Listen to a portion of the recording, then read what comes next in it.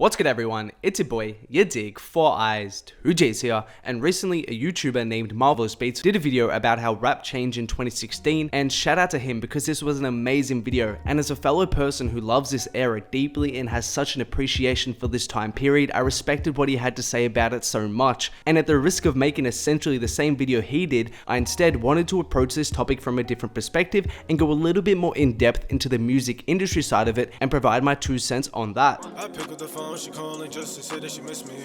Shorty don't think I cut her off, please don't tell me. That bitch is even lucky even if I let her touch me. Shorty getting annoying cause she turned up on the Remy. How you going to war with a pistol, you better grab your Sammy. If you wanna find me, it ain't hard to get away with me.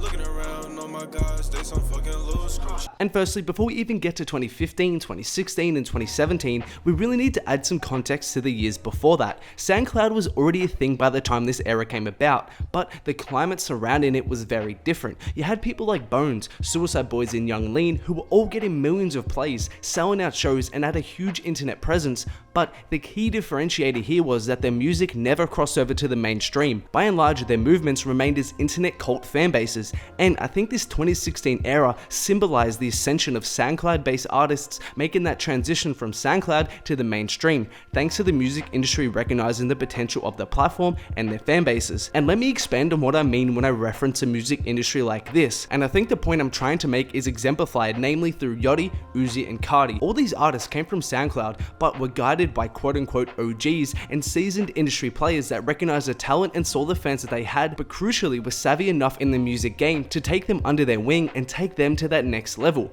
Yachty had QC spearheaded by Coach K, who was responsible for the likes of Gucci. Uzi had Don Cannon and DJ Drama, who at that point were more than 10 years into the music game and started up a label with Atlantic, and Carti had the backing of A$AP Rocky, The Mob and Interscope. Essentially, prior, these artists were making their music independently and freely doing as they pleased. It was very much a do-it-yourself, upload a song on SoundCloud whenever type mentality. However, this quickly changed when they had a label machine back in their music, people within the industry to guide them, and the results speak for themselves. Quickly, in the comments below, I want you to tell me, Broke Boy, Minnesota or Top, which song is better and why? Comment down below. I know this is a tough one. For me, I'm going with Broke Boy, of course, but let me know what you guys have got. Anyways, let's get back onto it. Whereas people like your Bones, Puyas, Suicide Boys and Young Leans admirably never decided to go the same route, stayed independent and never signed to a major label, this resulted in them never having anything close to a radio song or a Billboard smash. Juxtaposing this, in less than a year from signing, Yachty, Uzi and Carti all had their first mainstream hits and were all over the charts. And it wasn't like there was some absurd, huge improvement in their music either. Carti and Uzi already had tracks like Broke Boy,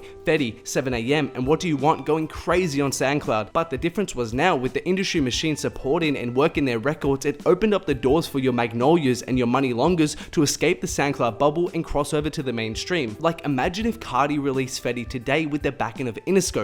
There is no way a song with a hook like Fetty's wouldn't be everywhere and be this huge smash. But at the time, because Carti wasn't signed, there was no label to recognize the potential of this record and push it to radio, push it on the Spotify playlists, and as a result, it just remained an internet hit. And before we go on guys, a quick shout out goes to John Moss Lol. Big love goes to you, really good content over on TikTok and on Instagram. If you guys don't follow him, make sure to check him out. Also, make sure to follow me on Instagram if you don't, at yadiiiigg. Go support your boy, you know the vibes. Also reminded by my Carti and Travis merch tees, link in the description to cop if you're interested. And also make sure to like, subscribe, comment, turn on notifications, all that good YouTube stuff, but let's keep it moving. And once the industry saw the success of not only these artists, but people like 21 Savage and Kodak Black, the term quote, build and they will come kicked into gear, and all of a sudden there was this huge push by the industry to find the next SoundCloud stars. A piece by the Elevator mag in November of 2017 reads, quote, at this time last year, SoundCloud's top 50 was filled with the newly discovered gems from some of the rap game's top prospects. Fast forward 12 months and record labels have scooped up nearly every artist on the current list.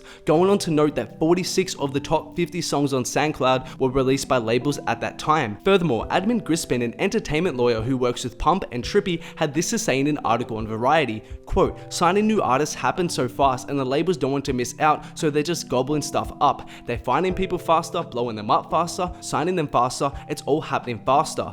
And now only 4 years removed from 2016, by the time rappers have their first song blowing up, if they weren't already signed, they're getting calls from every major label wanting to sign straight away. And and had been taken in by the music industry to become the next star. Whereas back in 2013 and 14, tracks like Lil Tecca's Ransom or Juice WRLD's Lucid Dreams would have probably remained internet hits akin to your Speed Races, Drip From My Walks or Kyoto's. Now they're inking deals off of them and becoming mainstream stars within the space of mere months. And the term history repeats itself is very applicable to this scenario, and we've seen this play out before, but just in a different context. Whereas 10 or so years ago, it was Interscope recognizing Soulja Boy's movement on YouTube and MySpace that resulted in Crank That becoming a worldwide smash, or even in 2011 with RCA Records giving Rocky and the Mob 3 million based off of one mixtape, which led to him getting a track with Kendrick Lamar and Drake the very next year. In this era, it was people like Interscope, QC, and Atlantic seeing this SoundCloud movement from afar and jumping in to micromanage these artists to the mainstream platforms. And yeah, I guess that's how I kind of see the change in rap over this time period from the perspective of the music industry.